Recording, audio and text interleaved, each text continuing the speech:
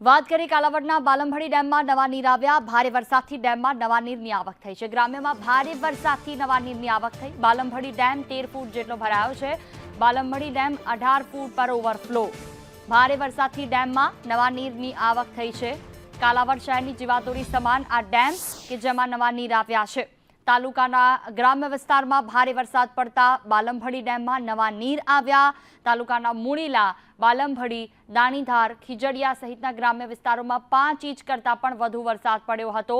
ગ્રામ્ય વિસ્તારોમાં ભારે વરસાદ પડતા વરસાદી પાણી ડેમમાં આવ્યા છે। બાલમભડી ડેમ 18 ફૂટે ઓવરફ્લો થાય છે। હાલ ડેમ 13 ફૂટ જેટલો ભરાયો છે।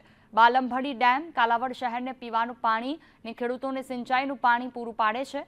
ડેમમાં પાણીની આવક થતાં શહેરીજનોમાં ખુશી જોવા મળી રહી છે।